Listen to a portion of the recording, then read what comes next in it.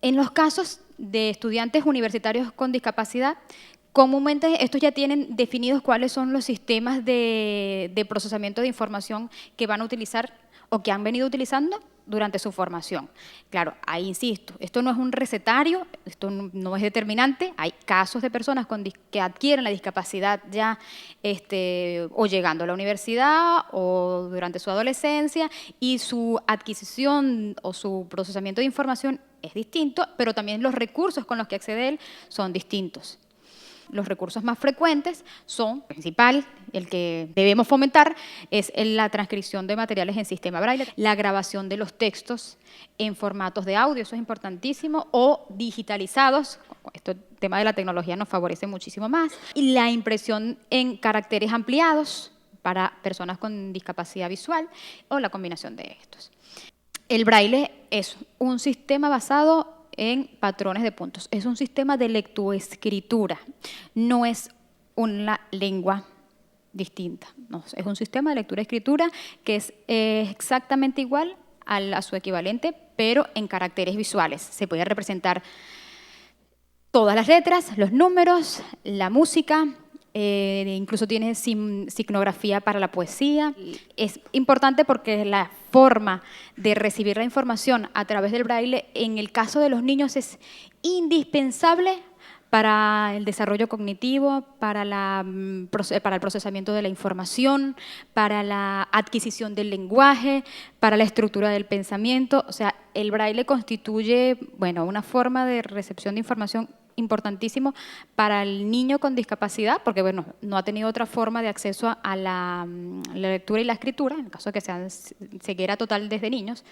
Y en el caso de adultos, en algunos casos ya no es fácil poder aprender el Braille, sobre todo en algunos tipos de ceguera que fueron adquiridas por enfermedades asociadas como por ejemplo la diabetes, por una condición de sensibilidad en las manos, no pueden palpar los puntos.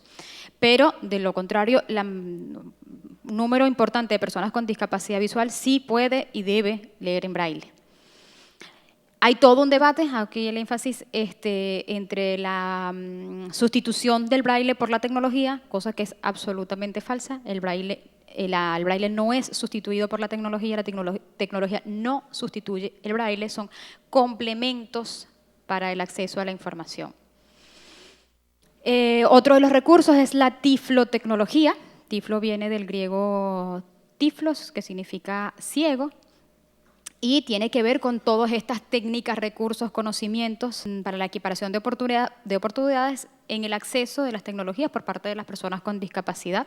Esto les garantiza unas mayores posibilidades de integración laboral, social y educativa. La tiflotecnología es definitivamente la puerta al mundo. Y dentro de la tiflotecnología está el Braille.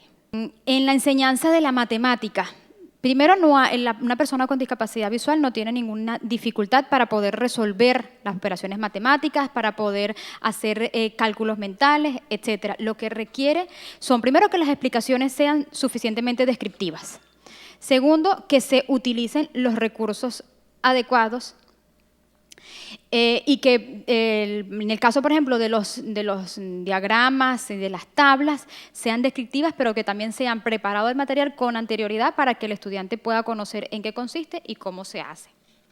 ¿Cuáles son las tecnologías que se utilizan para la enseñanza de la matemática? Importantísima. La máquina Perkins, o sea, es una máquina de escribir que te permite que el Braille lo puedas leer y escribir de izquierda a derecha y de forma lineal, lo cual permite que la persona ciega pueda llevar la operación matemática de forma lineal e ir leyéndola a medida que la va escribiendo. El Braille, cuando se escribe a través de una regleta y un punzón, se escribe de derecha a izquierda para después leerla de izquierda a derecha. En matemática, algo que favorece la lectura al mismo ritmo que los demás es la máquina Perkins, porque permite que el Braille pueda ser leído de izquierda a derecha simultáneamente.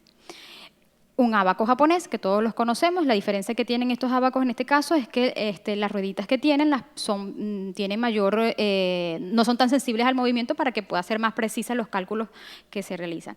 Cajas aritméticas, que es sencillamente una caja que tiene dos caras, en una tiene como un tipo una hoja cuadriculada y la otra tiene cubos con números en los cuales se puede representar perfectamente una operación matemática y que le da la capacidad al docente y al estudiante de poder, entre los dos, desarrollar una operación matemática. Las calculadoras parlantes existen, tiene, por supuesto, la misma dinámica de uso que lo tendría otro estudiante sin discapacidad. Si no hay calculadora para un estudiante con discapacidad, para un estudiante sin discapacidad, tampoco lo hay para un estudiante con discapacidad. Las reglas, hay juegos de geometría, hay compás, o sea, hay instrumentos, recursos pedagógicos para la enseñanza de la matemática, que facilitan, por supuesto, ese trabajo del docente en el aula. Con respecto a la enseñanza de lenguas extranjeras, es muy sencillo. El docente debe procurar, primero, que la adaptación del material se haga con bastante tiempo de anticipación, eso es clave. Y segundo, que tiene que ir, cuando se trata de palabras nuevas, ir deletreándolas mientras las está escribiendo, porque para el estudiante ciego y con discapacidad visual es indispensable poder conocer cómo se escriben las palabras.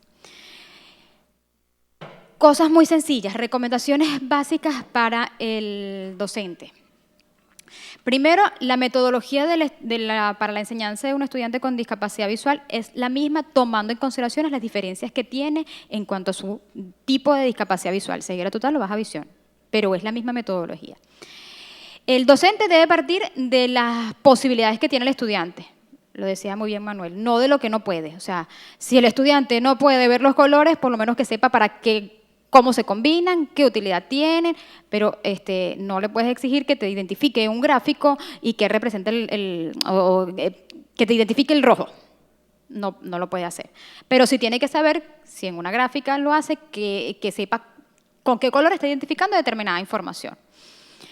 Informe junto a los estudiantes con discapacidad, junto al estudiante con discapacidad visual, a todos los compañeros que hay un estudiante con discapacidad en el aula y que cómo ve, para que baje ese nivel de angustia que hay entre los demás y puedan trabajar de forma más cooperativa. A veces la incertidumbre de los compañeros es muy grande y hay restricciones incluso para acercarse al estudiante con discapacidad visual. Entonces es importante que el primer día se rompa ese esquema y de una vez ya el estudiante con discapacidad visual pueda sentirse más tranquilo y los pares sin discapacidad puedan también sentirse más tranquilos.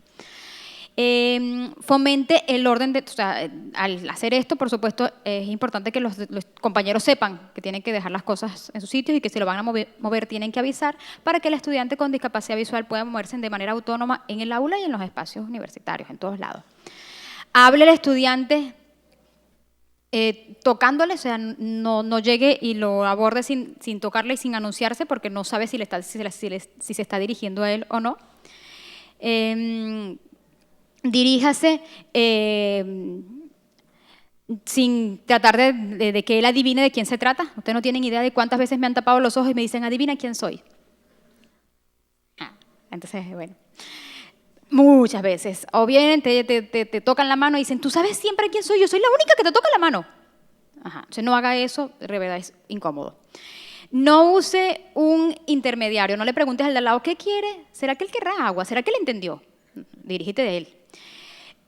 No eleve la voz, o sea, regularmente la persona con discapacidad visual, en los casos en los que no hay sordoceguera, él oye bien y por tanto no es necesario que le grite. Llamar al estudiante por su nombre, muchas veces el profesor está hablando y el estudiante con discapacidad visual no sabe que se está dirigiendo a él, entonces es importante siempre dirigirse a él por su nombre. Cree un clima de respeto y de valoración sobre las técnicas y las formas de trabajo con el estudiante para que pueda fomentar ese trabajo cooperativo. Haga partícipe al estudiante con discapacidad visual de todas las actividades, no lo excluya, exíjale, igual que los demás. Eso es importante para que no se sienta discriminado y para que forme parte de ese proceso de aprendizaje donde están todos. Trátele igual que a los demás compañeros en el aula, facilite esa posibilidad de poder adquirir el carácter, la posibilidad de que él también sea capaz de apoyar, ayudar, orientar a un estudiante que no tiene discapacidad. Otra cosa, utilice con naturalidad palabras como ciego, mirar, ver. Son cotidianas y forman parte de nuestras conversaciones cotidianas y que además para nosotros tocar muchas veces es ver. O sea, que no es una ofensa decir, ay, estoy ciega, qué horror, hoy no vi esto. Porque a una persona que está allí y es ciega no le afecta. Sugieren en el caso a las personas con baja visión que se siente más cerca para que pueda escuchar bien y oír bien. Y sobre todo en el caso de las personas con baja visión es importantísimo para que puedan tener acceso a lo que dice la pizarra. Avísele igual lo que está en la pizarra. Muchas veces, o digo pizarra y puede ser en las láminas que se están proyectando, en la información que están explicando, porque muchas veces se hace obvio que todo el mundo está viendo lo que está en la pizarra y no necesariamente es así. Entonces es importante que se haga referencia que hay unas láminas que se está explicando.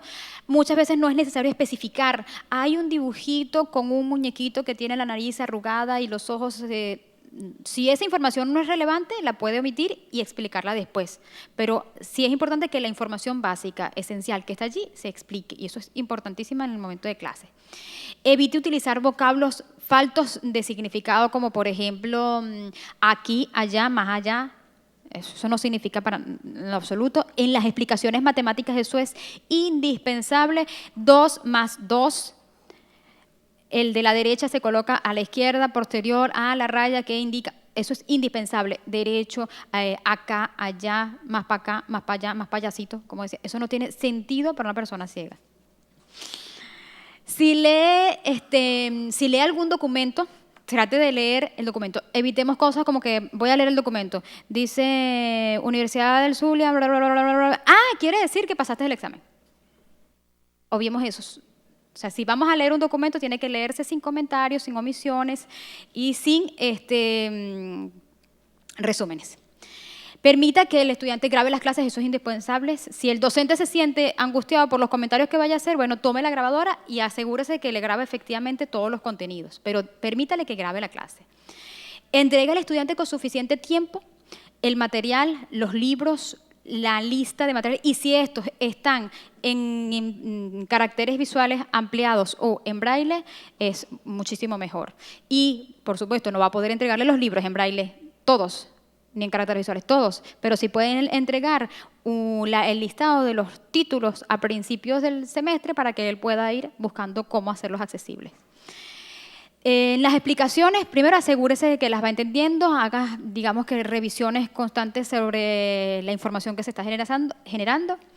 Evalúe que el estudiante con discapacidad visual esté siguiendo las explicaciones, eso es importante porque a veces se da por obvio, por un tema de ritmo del aprendizaje y no necesariamente se está siguiendo.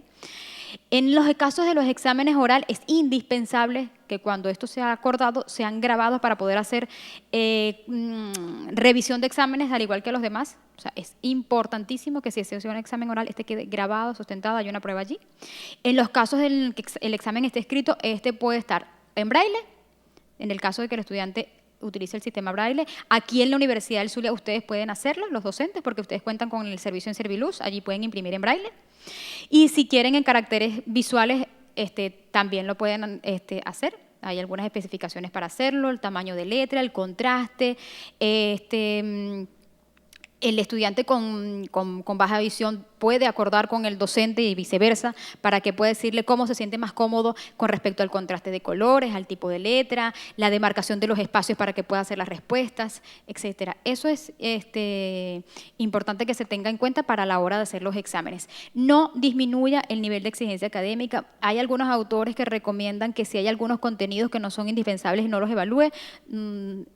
Yo creo que es importante que todos sean evaluados, eso sí, siempre utilizando los recursos y las estrategias adecuadas. Es importante que se puedan evaluar los ritmos, los tiempos, los espacios. Si el estudiante requiere una mesa más grande para poder colocarse todos los recursos, la máquina Pencil, la calculadora, el juego de geometría, lo necesita y tiene que utilizarlo y tiene que estar disponible para que él cuente con ese espacio para poder hacerlo.